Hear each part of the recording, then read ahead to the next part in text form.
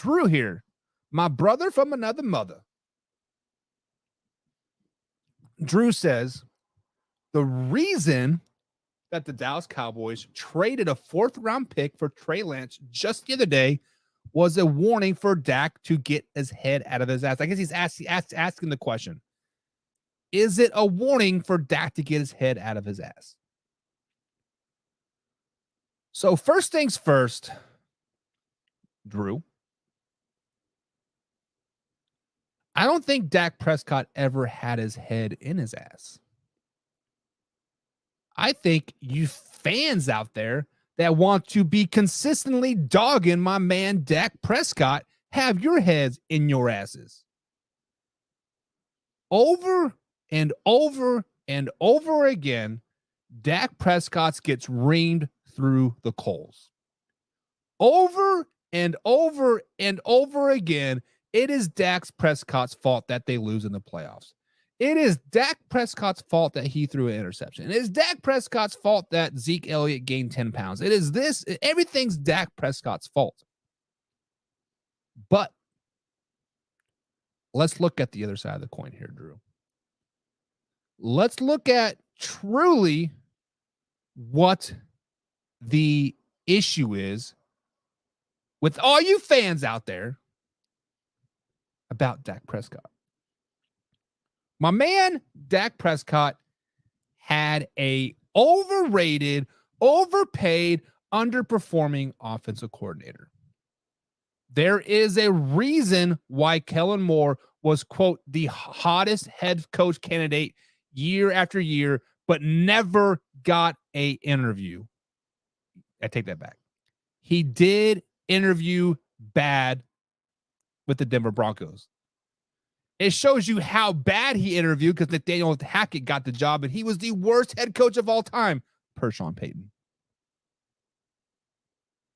You have to understand that Dak Prescott was put in very, very bad positions. Time after time after time again. Dak Prescott is a game-managing quarterback. Dak Prescott is that quarterback that is great at nickeling, diming you down the field, hitting the big play when he has to or when he wants to, but he's perfectly happy throwing a Tom Brady 10-yard slant route, 5-yard slant route, handing the ball off to Tony Pollard, scrambling the pocket like a little bit to extend the play to hit a hitch route. That is who Dak Prescott is. That is who Mike McCarthy is making Dak Prescott to be. This year, Dak Prescott and the Dallas Cowboys will make some noise in the NFL. Dak Prescott and the Dallas Cowboys will win a playoff game this playoff season. Dak Prescott and the Dallas Cowboys will win 2 playoff games this NFL postseason. You guys will understand that Dak is not that guy, right? But he is a guy. He is Alex Smith. He is Tom Brady. He is Jimmy G. He is Derek Carr. He will not lose you a lot of games if they're put in the correct positions. Mike McCarthy will put Dak Prescott in the correct positions. Mike McCarthy will win a lot of games with the Dallas Cowboys this season. Arthur Brown coming out with a shot says, warning, Buck is a Cowboys fan. I am a Cowboys fan. How can you not be a fan of America's team? I mean, if you love America, you love the Dallas Cowboys. If you don't love America, you don't love Dallas Cowboys. I wish Stephen A had his. Arthur, I know you have never heard me rant about Stephen A. I strongly dislike this guy's persona that he plays on TV. I strongly dislike everything Stephen A. Smith stands for on First Take. I dislike everything Stephen A stands for on ESPN. Now, obviously, I think he plays a character on TV. However, there are only so many things that you can act. There are so many things that you can portray. There are only so many things that you can say, hey, it's just a persona.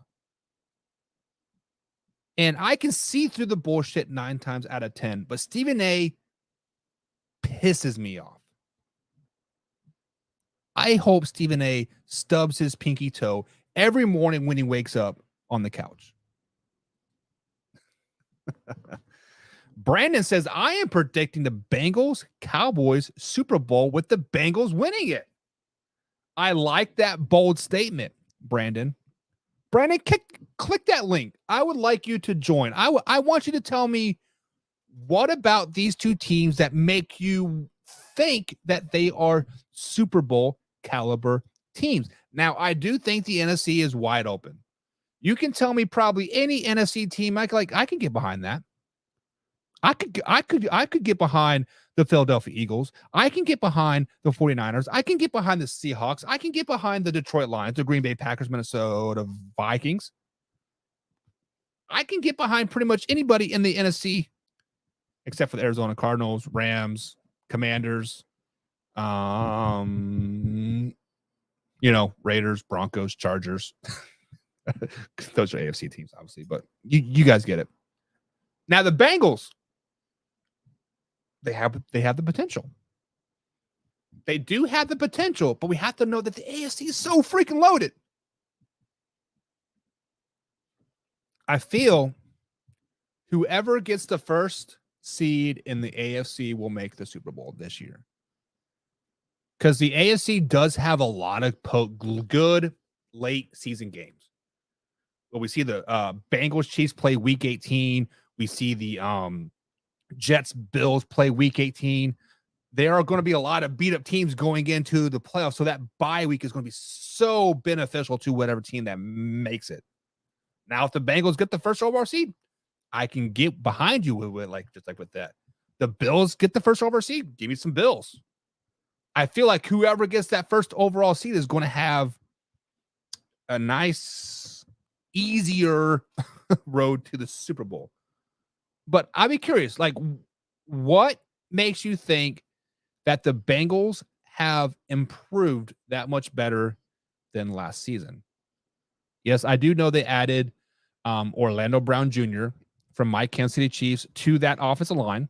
A great move, great steal, right? A year under Zach Taylor's offense with Joe Burrow and Mixon and Boyd and Higgins and Chase and all those boys, right? However, just because you have two really good offensive linemen, the offensive line still pretty much sucks. I don't want to be, ringing that cowbell, but besides Jonah Williams, the right tackle, and Orlando Brown Jr., the left tackle, the interior is kind of shitty. And Chris Jones is going to be fresh. Yes, Chris Jones might miss week 1 with the Kansas City Chiefs. Yes, Chris Jones might miss week 2, week 3. Hell, he may not even play till week 9. But you know what? The playoffs don't start till week 19. My man's got 10 weeks to get in shape, and he's going to be healthy. He's going to be hungry, and the Bengals' interior offensive line sucks. Chris Jones is going to be fresh. Look out, baby. Joe Burrow, you better have a nice little insurance plan because my boy's coming. He coming. Then we look at the rest of the teams of the AFC. We cannot sleep on the Jets. As much as I've been dogging the Jets all off season, today I sit back and I watched all 4 of their preseason games, actually, from start to finish.